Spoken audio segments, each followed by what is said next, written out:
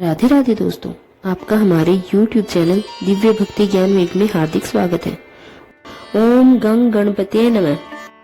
आज का दिन है बुधवार और बुधवार के दिन सुनेंगे हम बुधवार की व्रत कथा। लेकिन उससे पहले यह व्रत कैसे किया जाता है उसकी विधि के बारे में जानेंगे। बुधवार का व्रत भगवान गणेश और बुध ग्रह की कृपा पाने के लिए किया जाता है। व्रत की शुरुआत शुक्ल पक्ष के पहले बुधवार से 7, 11 या 21 बुधवार के संकल्प के साथ करें। हरे रंग के वस्त्र पहने और शाम को पूजा के बाद मीठा भोजन जो नमक रहित होता है ग्रहण करें। बुधवार व्रत की संपूर्ण विधि, जिसमें प्रातः काल स्नान करके हरे वस्त्र पहने और व्रत का संकल्प लें। चौकी पर लाल या हरा वस्त्र बिछाकर गणेश जी की स्थापना करें। रोली, चंदन, अक्षत, धूप, घी का दीपक, दुर्वा, हरे मूंग और गुड़ घी से पूजा करें। गणेश जी को तिलक, दुर्वा, लाल फूल अर्पित करें।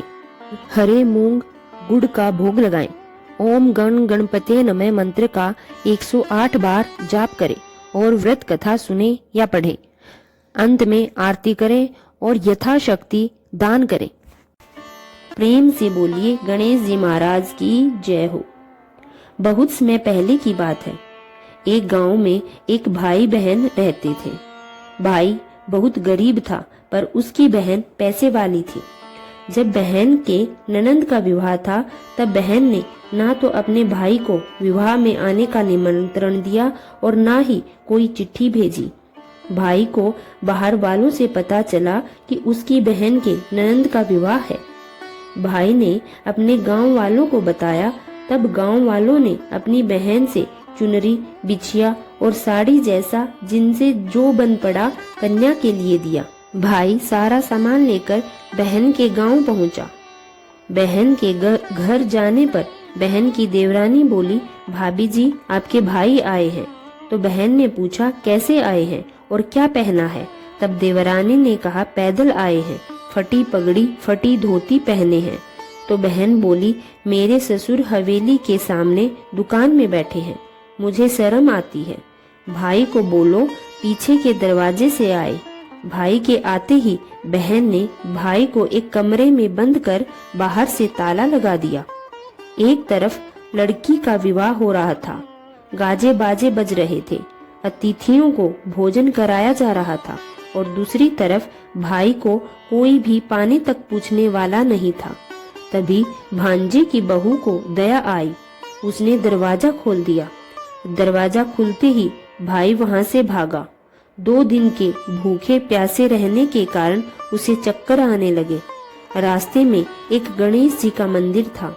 वहां जाकर वो गिर गया और रोते रोते गणेश भगवान को अपनी व्यथा सुनाई और बोला, हे गणेश जी महाराज, आज मेरी गरीबी के कारण से मेरी सगी बहन ने मुझे धिक्कार दिया है।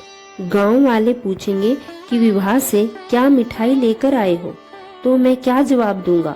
तब गणेश जी ने उस पर दया दिखाई और गणेश जी भगवान बोले, मेरे बगीचे से ककड़ी और तरबूज तोड़कर ले जा। तब भाई ने ककड़ी तोड़कर झोला भर लिया और अपने घर गया।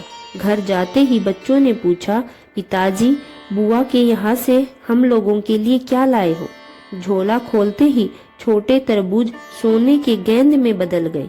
बाकी तरबूज काटने से हीरे मोती निकले। पत्नी बोली, आप बहन के घर से इतना कुछ क्यों लाए? आपकी बहन ने हम लोगों को बहुत ज्यादा दे दिया। भाई ने कुछ भी जवाब नहीं दिया।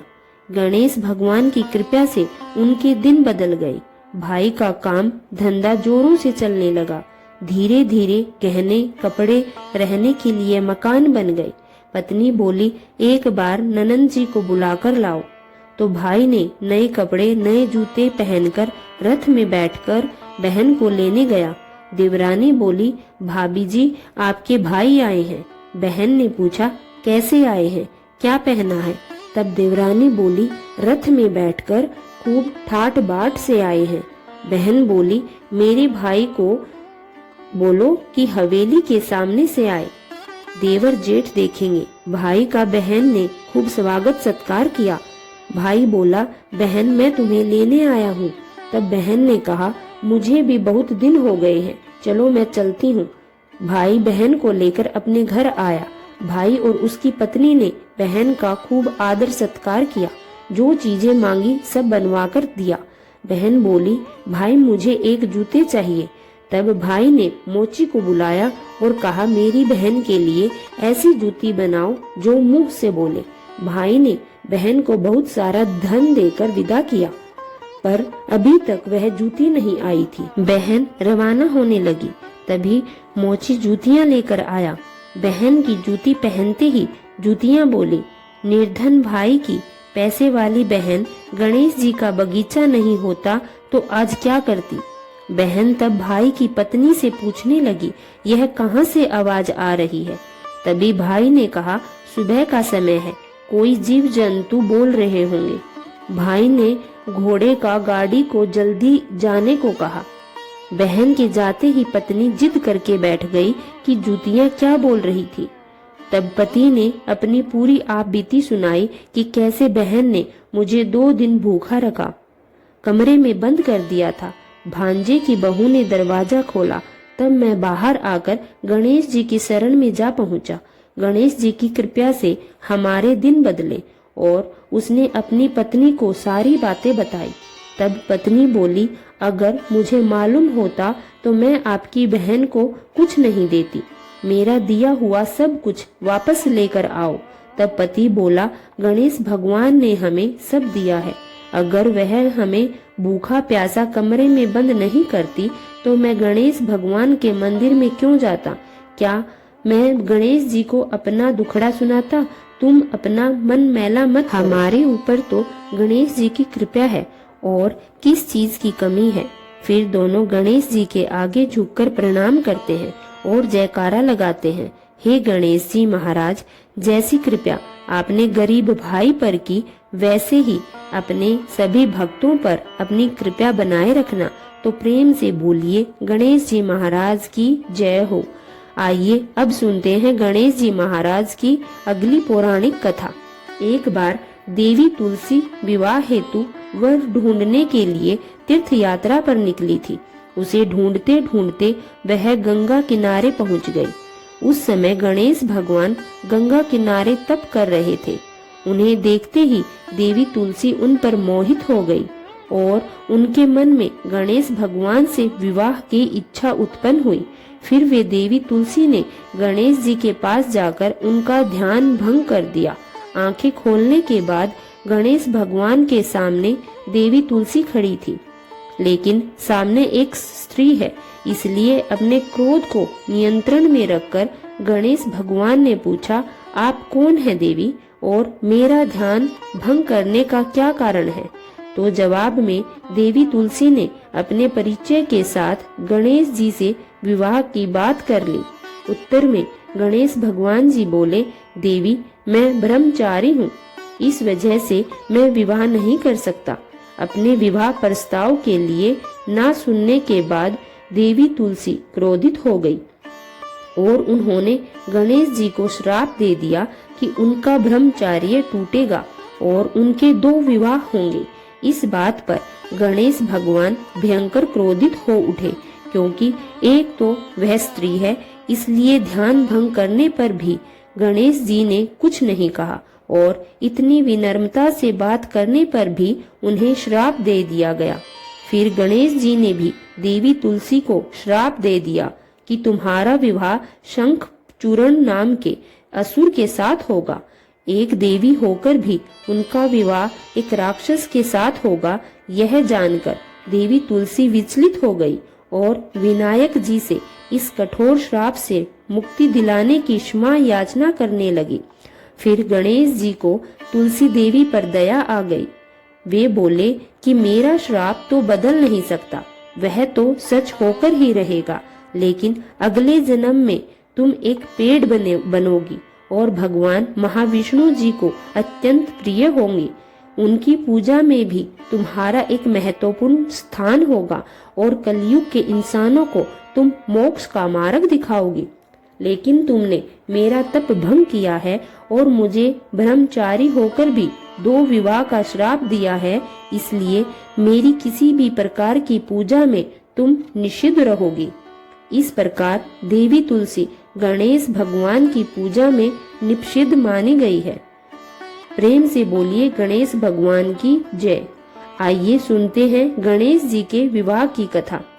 भगवान गणेश का मुख हाथी का है और एक दांत भी टूटा हुआ है। इन्हीं दो कारणों की वजह से उनका विवाह नहीं हो पा रहा था। इस बात से गणेश जी महाराज अक्सर नाराज रहा करते थे। एक दिन एक देवता के आग्रह पर विनायक जी उसके विवाह में उपस्थित दर्शन करने आए। विवाह स्थल पर पहुंचने के बाद कुछ देवताओं ने मिलकर गणेश भगवान का समय पर विवाह न होने के कारण उपहास किया, जिससे गणेश जी बहुत ही अधिक नाराज हो गए। उसी दिन उन्होंने ठान लिया कि जब तक मेरा विवाह नहीं होता तब तक मैं किसी भी देवता का विवाह नहीं होने दूंगा। गणेश भगवान के पास विवाह और अन्य संदेश लाने का काम उनके प्रिय वाहन मूषक राज करते थे। अब मूषक राज भी किसी देवता के विवाह का समाचार लाते तब गणेश जी उसे आदेश देते और मूषक राज अपनी सेना के साथ जाकर उस विवाह के मंडप को गिराकर तहस नहस कर देते और बारातियों को भी भगा देते। इस तरह गणेश जी और मूषक राज की मिली भक्त की वजह से किसी भी देवता का विवाह नहीं हो पा रहा था। गणपति जी के व्यवहार से तंग आकर सभी देवी देवता भगवान शिव और माता पार्वती के पास पहुंच गए और इस विराट समस्या का समाधान मांगने लगे। भगवान शिव और माता पार्वती ने कहा कि इसका हल तो आपको केवल ब्रह्मदेव जी के पास ही मिल सकता है। कृपया करके आप ब्रह्मलोक जाएं। तब माता पार्वती और महादेव जी को प्रणाम करके सभी देवी देवता ब्रह्मा जी के पास प्रकट हुए। देवताओं की समस्या को ठीक से सुनने के बाद ब्रह्मा जी ने अपनी योग शक्ति से 2 कन्याओं का निर्माण किया। कन्याओं का नाम था रिद्धि और सिद्धि। वह दोनों ब्रह्मा जी की मानस पुत्रियां थीं। उन्हें लेकर ब्रह्मा जी गणेश महाराज के पास गए और उनसे अपनी पुत्रियों को ज्ञान एवं शिक्षा प्रदान करने का निवेदन करने लगे। ब्रह्मा जी का मान रखने के लिए एक दंत भगवान ने रिद्धि और सिद्धि को शिक्षा देने का आरंभ कर दिया। फिर उस दिन के बाद से जब भी मूषक राज किसी विवाह की खबर लेकर आते, उस वक्त रिद्धि और सिद्धि गणेश जी को अपनी बातों में उलझाकर रखती थी। इस तरह गणेश जी का ध्यान किसी और विषय पर रहता और दूसरी तरफ देवताओं का विवाह संपन्न हो जाता। एक दिन बुद्धि के देवता भगवान गणेश जी को यह बात समझ आ गई, लेकिन उनके क्रोध में आने से पहले ही ब्रह्मदेव अपनी दोनों पुत्रियों के साथ वहां प्रकट हो गए। रिद्धि और सिद्धि को सामने देखते ही गणेश जी का क्रोध बढ़ने लगा, किंतु विनायक जी के मुख से कोई भी शब्द निकलने से पहले ही भगवान ब्रह्मदेव ने कहा, हे गणेश जी, आपने स्वयं ही मेरी पुत्रियों को शिक्षा दी है और अब मुझे इन दोनों के विवाह योग्य कोई वर नहीं मिल रहा। मेरी आपसे विनती है कि आप ही रिद्धि और सिद्धि से विवाह करके मुझे धन्य कीजिए। परमपिता ब्रह्मदेव जी के शांत वाणी को सुनकर गणेश जी का क्रोध शांत हो गया और उस विवाह प्रस्ताव के लिए हंसी खुशी राजी हो गए। विवाह के बाद अपनी दोनों पत्नियों से उन्हें 2 पुत्र प्राप्त हुए, जिनका नाम रखा गया शुभ और लाभ। तो प्रेम से बोलिए भगवान गणेश जी की जय। आइए अब सुनते हैं गणेश जी की पूजा पाठ में सुनी जाने वाली पौराणिक कथा। एक गांव में एक सेठ और सेठानी रहते थे। वे बहुत ही धार्मिक प्रवृत्ति के थे और वे गणेश जी के अनन्य भक्त थे। वे दोनों बिना चूके हर बुधवार को गणेश जी का व्रत रखते थे और शाम को ब्राह्मणों को भोजन कराने के बाद अपना व्रत खोलते थे। सेठ जी का काफी बड़ा परिवार था। वे सब आपस में बड़े प्यार और भाईचारे से रहते थे, लेकिन सेठानी और सेठ की कोई संतान नहीं थी। इस विषय पर परिवार और गांव के लोग आपस में बहुत बातें किया करते थे। सभी लोग सेठानी को बांझ बुलाते थे। यह सभी बातें सुनकर सेठ और सेठानी बहुत दुखी होते थे। एक बुधवार के दिन सेठ और सेठानी भगवान गणेश जी की पूजा संपन्न करा के मंदिर से बाहर आ रहे थे। तभी उन्हें सीढ़ियों पर एक छोटा सा बच्चा अकेले बैठा हुआ दिखा। बालक को देखते ही दोनों उनके पास गए और पूछा कि तुम्हारे माता पिता कहाँ हैं? लेकिन बच्चे ने अभी तक ठीक से बोलना नहीं सीखा था, इसलिए वह बोल नहीं पाया। पर दोनों सेठ और सेठानी बच्चे के पास शाम तक बैठे रहे। तब तक पंडित जी और सेठ जी और उनके नौकरों चाकरों ने आकर जाकर बच्चे के माता पिता को खोजने की कोशिश की, लेकिन उन्हें बच्चे के माता पिता या बच्चे के खोने की कोई खबर ही ना मिली। फिर पंडित जी ने सेठ और सेठानी को वह बच्चा अपने घर ले जाने के लिए कह दिया। साथ में यह भी कहा कि अगर बच्चे के माता पिता यहाँ आते हैं तो मैं स्वयं उन्हें आपके पास ले आऊंगा।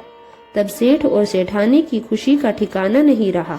वे दोनों खुशी खुशी उस नन्हे बालक को अपने घर ले आए।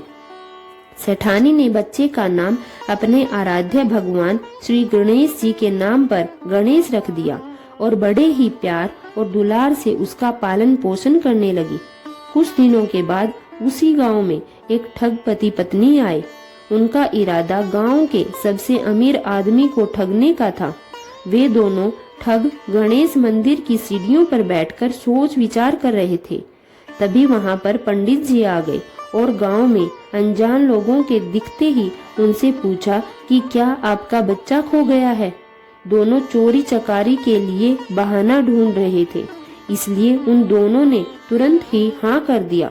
तब पंडित जी ने कहा कि चिंता की कोई बात नहीं है, आपका बच्चा एक सेठ जी के घर में पल रहा है। पंडित जी ने उन दोनों ठगों को सेठ जी के घर का पता बताया। गणेश जी के माता पिता आ गए हैं, यह खबर सुनकर सेठ और सेठानी बहुत दुखी हुए। सेठ जी ने उन दोनों पति पत्नियों को एक रात के लिए अपने अतिथि गृह में ठहराया। अब वह दोनों ठग सिर्फ मौके की फिराक में ही थे। उसी रात सभी लोग सो जाने के बाद वे ठग एक एक करके सभी कमरों की तलाशी लेने लगे। फिर वे दोनों तिजोरी वाले कमरे में पहुंच गए। छानबीन के वक्त होने वाली छोटी मोटी आवाजों से सेठ जी का एक नौकर जाग गया और आवाज की दिशा में तिजोरी वाले कमरे के नजदीक आ गया। उसने चुपके से अंदर जब झांक कर देखा तो दोनों ही मेहमान कीमती सामान चुरा रहे थे। नौकर ने यह देखते ही धीरे से उस कमरे के बाहर की कुंडी लगा दी और चोर चोर बोलकर पूरे घर में हल्ला मचा दिया। शोरगुल की आवाज सुनते ही घर के सभी लोग इकट्ठा हो गए।